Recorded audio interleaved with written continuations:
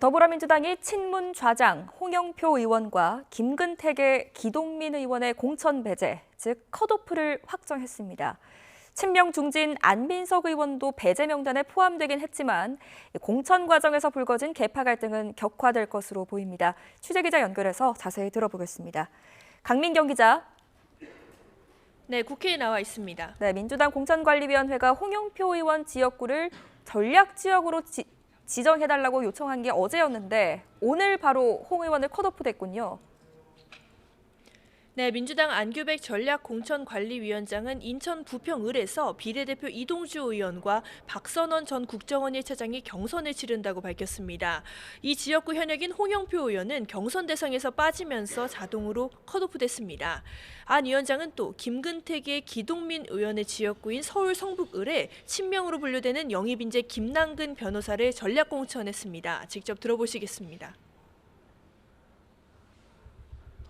경기 오산시에 대해서는 영입인재 25호 차지호 교수를 추천하였습니다.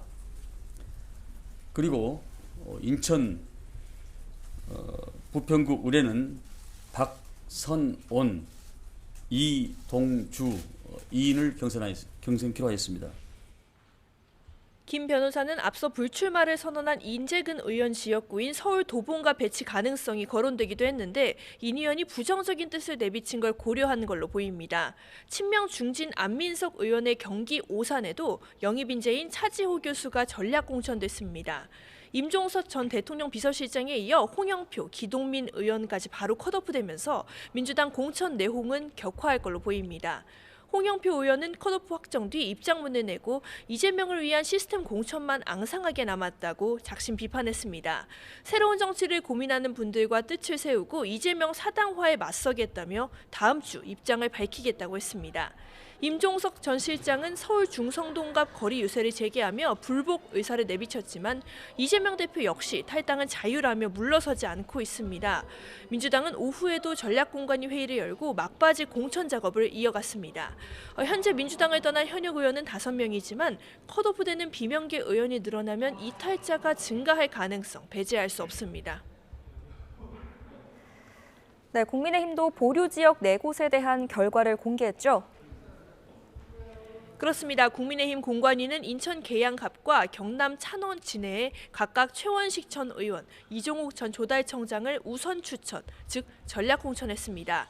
장동혁 사무총장은 계양갑에 경쟁력 있는 신청자가 없었고 창원 진해는 현역인 이달곤 의원이 불출마를 선언해 연고자를 배치했다고 설명했습니다. 여당 현역이 없는 서울 중랑갑과 대전 중구에선 경선을 치르기로 했습니다. 국민의힘은 지금까지 157곳의 공천을 확정했는데 물갈이 없는 공천 지적 끊이질 않고 있습니다.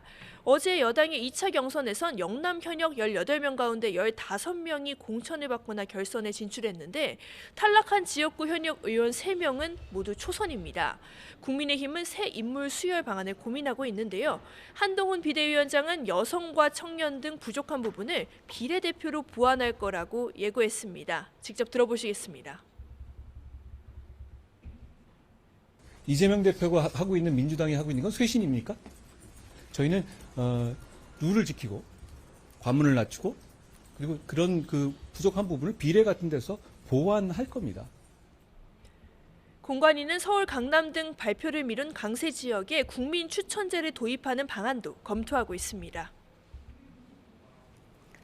네, 마지막으로 선거구 획정 문제 짚어보겠습니다. 4월 총선을 이제 40여일 앞두고 여야가 극적으로 선거구 획정안을 합의했죠.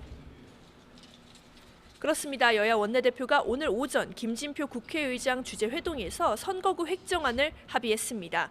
전북 지역구 10석을 유지하는 대신 현재 47석인 비례대표를 한 석 줄이기로 했습니다. 강원과 경기, 서울과 전남을 특례구역으로 지정하자는 정개특위 잠정 합의안은 그대로 유지했습니다. 민주당이 요구한 부산 지역구 조정은 최종 합의에선 빠졌습니다. 민생 법안을 처리한 여야는 선관위 검토가 끝나는 대로 본회의를 다시 열어 선거구 획정안을 처리할 예정입니다. 이때 민주당이 선거구 획정안 처리와 엮은 이른바 쌍특검법 재표결도 함께 안건으로 올라갑니다. 법안 재의결에는 출석 의원 3분의 2 이상 찬성이 필요한데 야당 의석수는 부족하고 여당은 방대 당론을 정한 만큼 쌍특검법은 부결돼 폐기될 가능성이 큽니다. 지금까지 국회에서 YTN 강민경입니다.